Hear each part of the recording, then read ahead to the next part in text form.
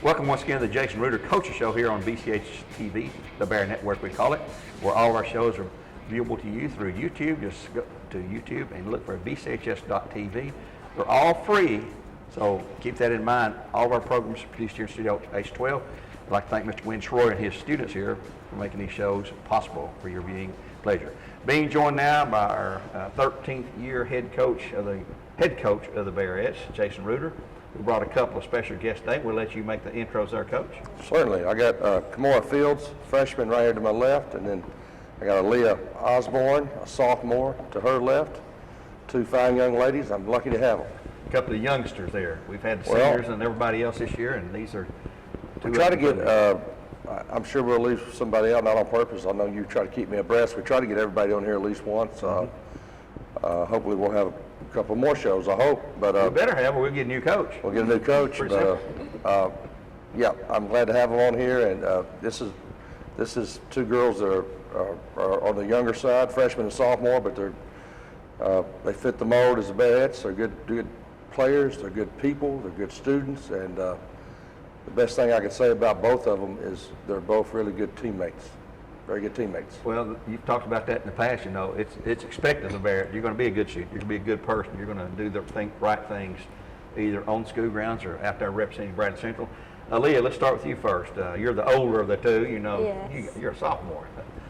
What's your background? Where'd you play middle school ball at? I played at Lake Forest Middle School with Kamora, and I've played there all 3 years. So. Okay. Yeah. And Kamora, I saw you both. I knew where you're coming from. I saw you both in middle school there, Kamora. You're the freshman. You're the baby of the deal here today. But, do you play those sports here at Bradley? Yep. I played volleyball this past season, so yeah, that'll be the only one I played this year. Okay. Well, and I know your dad's Demetrius. Played Cleveland High School football. Yep. Outstanding football player there. What would you like to be doing? You know, future plans. What do you see yourself doing out there 15, 20 years from now? I always like to ask that question. You know, are you going to be married with a bunch of kids? You're going to be a single lady? Are you going to be working at a job, a career of some kind? What would you like to do at this point in your life? What do you think? I want to be a surgeon. So. A surgeon? Yeah. What kind of surgeon? Oh, that I'm not for sure. Like general, right now I want to be like a general surgeon. Cut people open and yes, sir. Find their organs and fix them. Did you know that, Coach? You're going to be a surgeon?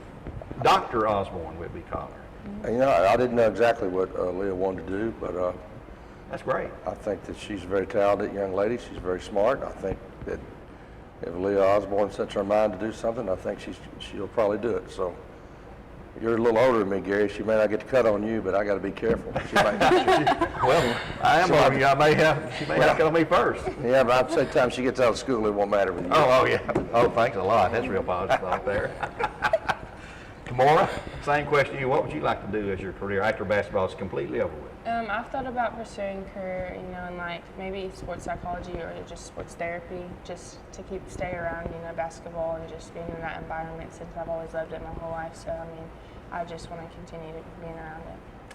Sports psychology. Well, maybe you can come back and figure this guy out here. Maybe. Maybe I can lay on the couch and let her help me with my problems, yes. Well, Coach, we've talked about the success you've had, and you mentioned on the radio the other night, we were talking about this, and some other media had mentioned the fact that you won your 13th straight district tournament championship in all 13 years there, but you've also won 127 games in the district, and you said to you personally, the more impressive record, and I know it's not you, it's your players, is the fact that you haven't lost a game in 127 in the district. Anybody, postseason, regular season, and to me, that's impressive. I mean, Jim Smitty once went 13 seasons without losing a district game. You've gone almost 9 now, so you got a few years to catch him. But different teams, different situation. Back then, the district is totally turned over, and it will again. You know, we'll change again next year because we're going to move in District 6.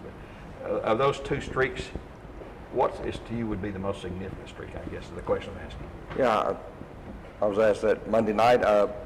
They're both very humbly be the coach of both of these streaks are going on, but I think the 127 district wins, I don't really keep up with the people like you or other people will remind me. I don't keep up with the list. I know we've won the district 13 times in a row because I've been the head girls coach 13 times in a row, but I don't know how many games Jim Smitty won in a row. I don't know the district. A lot of it, how big is your district?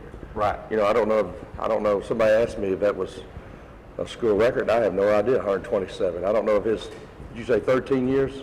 I don't know how many teams were in the district, so I don't know what the number would be. Yeah, I'm with you there too. Yeah. I don't either. And But it'd be hard that, to to me, is, you know, sometimes coaches get too much blame when maybe they didn't win enough and they get too much credit. To me, that's a team award.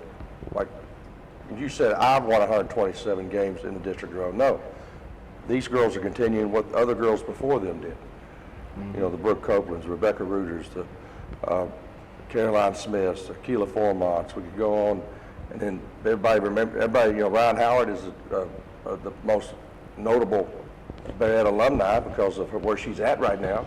But time keeps moving on, and as people get older and their playing careers come to an end,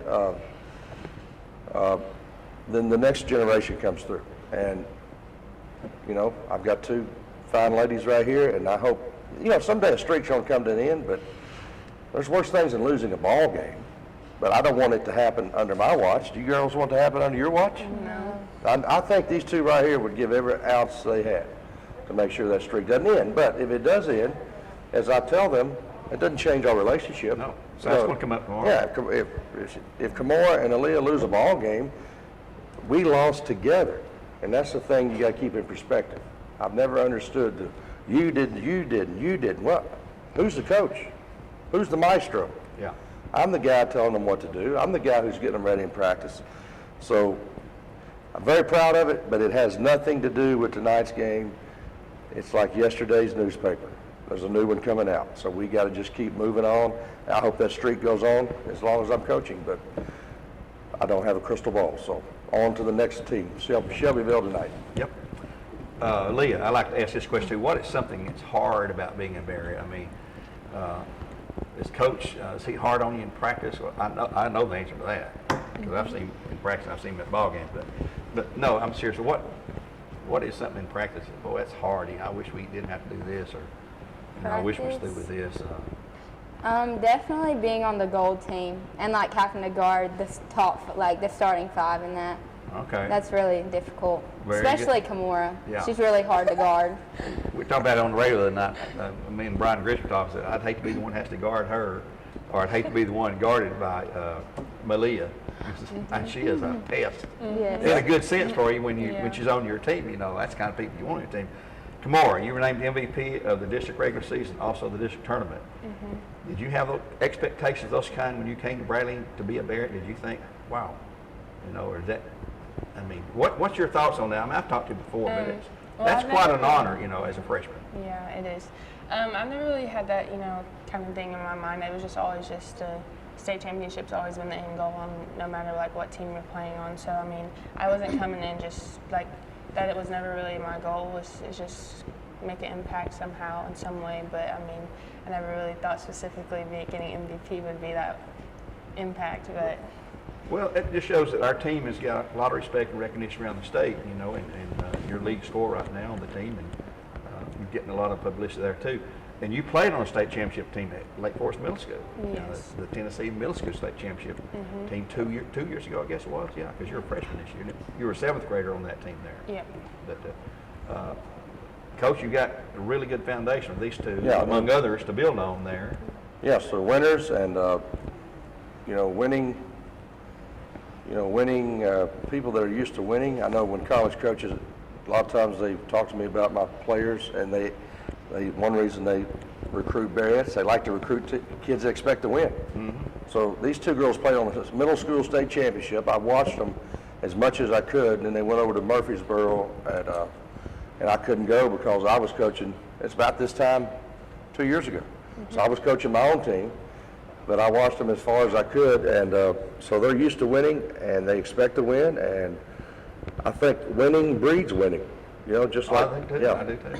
And so we've talked about this before. People just say you got to want it more. You got to, you know, certainly if you don't want it as bad as the opponent, you're starting out in a deficit. But then you got to have talent, and you got to put in the time. Everybody wants to play on Friday night. Right. What did we do before Friday night? These girls will tell you that we cut up and have a good time, but practice, Right now, our practice is about an hour and 20 minutes. When we step on the floor, it's all business. And we get off the floor, we're going to joke around and have a good time. But, you know, it's a very serious thing when you're preparing a team. But the whole purpose of this is to have fun, too. So you can't let the pressure override the pleasure. And this is an elimination game tonight. Right. And everybody's saying, you're going to kill Shelbyville. You're going to beat Shelbyville. They know how I feel about it. Shelbyville is coming in here to try to beat us. You know? Yeah. You can hand me a gun and say there's no bullets in it, but I'm not going to I'm going to treat it like there is bullets in it. We're going to treat Shelbyville just like we would Cleveland or whoever the next team is. So, I'd like to ask you, how do you prepare for Shelbyville since you've not seen him this year? I mean, you look at other films of yes, we play some common opponents, maybe. Right. We don't have any common opponents. So I rely on other coaches that we have. You know, we are able to get film now in just a matter of minutes by sending it via Huddle, as the kind of the standard people use. Huddle is a platform to store all your films, and I can ask another coach, will you share your film with me? Obviously, I'm watching 5 times more film than they are. I try to keep their film clips, 20, 30 minute, and then I'm out there with the diagram plays that I've stayed up the night before and tried to diagram as much as I can. But even though you think, see, we played on Monday, they were done on Friday. So Shelbyville may have been preparing for us a few days before we get prepared for them. So basically, I can show them their top 3 or 4 plays, a couple out-of-bounds plays, and then we go down. This girl likes to shoot the 3. This girl can't go drive left. This girl is the zone buster, whatever. But so at this point, you got to just give them tendencies, I guess. Tendencies about, that's pretty much what you guys get out of it. Like, this is what this girl likes to do. We can tell you, I could go down all 5 of their starters, and I would say they could tell you what Coach Reuter was going to say their strong points are and what their weak points are. So, and their coach saying the same thing to his players. About us, yes. Yep. They're going to double team Kimora in the post. We know who their best shooter is. What number is she? 11. See? There we go. What can their point guard not do? She can't shoot the 3. She can't shoot the 3. So if you got to understand where you say, well, I'm not guarding the point guard. Kimora Fields is going to be matched up with a point guard somewhere tonight accidentally, off a high ball screen or something. And she's got to know, I got to protect the lane more than worry about her shooting the 3, because the girl doesn't shoot the 3. So that's the kind of things I can help them with. Okay. But anyhow, tonight, you going to be on the sideline? Going to be on the sidelines on Mix 104.1. So that's what I wanted to hear. 7 o'clock tip-off now. It's not the normal time we've been having a tournament. 7 o'clock tip-off here from Jim Smitty Arena tonight. And we need the Bear Nation there. We need everybody in full voice. We need the cheerleaders and the fans and everyone, and you guys doing your thing on the court. And I think everything will turn out okay. Then we'll come back here Monday night if we win tonight. If we don't win tonight, hey, season's over. It's over. Yeah, and I can't help but be anxious about that, but at the same time, I wouldn't bet against my Bearheads tonight. And I'm sure you've done everything you can to prepare. I think so. I think we're ready, and we just got to do the job and get it over with and get ready for the next team. Walker Valley is at Warren County, and we're predicting Warren will win, and we'll probably play Warren here on Monday night if we win. And that is now a 6 o'clock tip-off Central Time, 7 o'clock Eastern, an hour earlier than us. Confirmed that today. So they moved it up an hour for their game tonight and tomorrow at Warren County, which is both Walker Valley teams. So keep that in mind. But here we're at Brandon Central tonight on Mix 104.1. I'd like to thank Mr. Flory again for his production of this program. I'd like to thank Aaliyah. I'd like to thank Kimora. Coach, as always, big thanks to you. And we'll see you all around the gym tonight. Until next time, God bless and go Bearheads.